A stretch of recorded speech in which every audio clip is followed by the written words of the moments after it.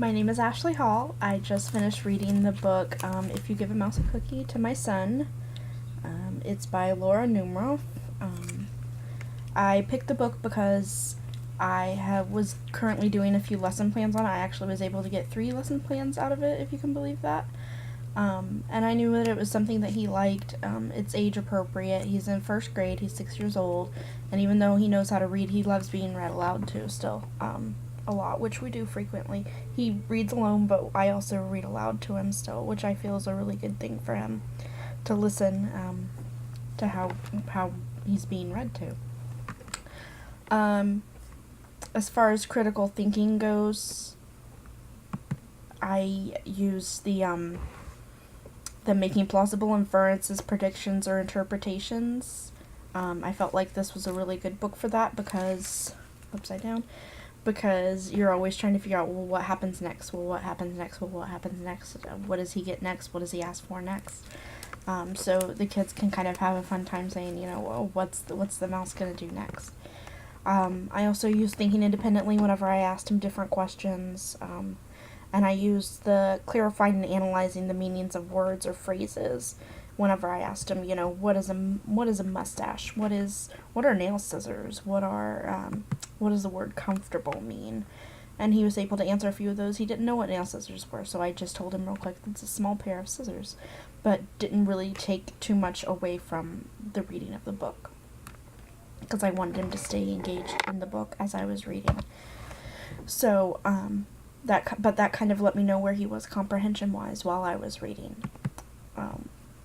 If you go into Sipes talking back and taking over, I'm kind of surprised and not surprised at the same time that the 5 types of engagement, I didn't really hit any of those. And I'm kind of surprised because I usually do when I'm reading aloud, but also at the same time I'm not surprised because there's not any dialogue in there.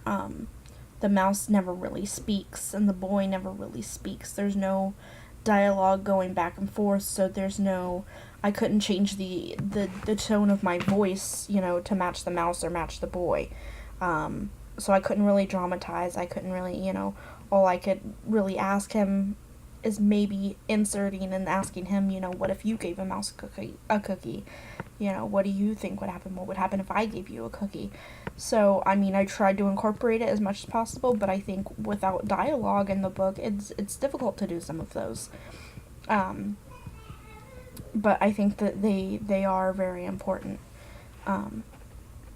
As far as the article on reading aloud in general, I do think that reading aloud is very important whenever it's done correctly, and I've practiced it with my children over the years, and practice it with groups of children. I used to work in a daycare, and I would read to them, and I feel like it's really important that they get read to, and it's important that it's done correctly.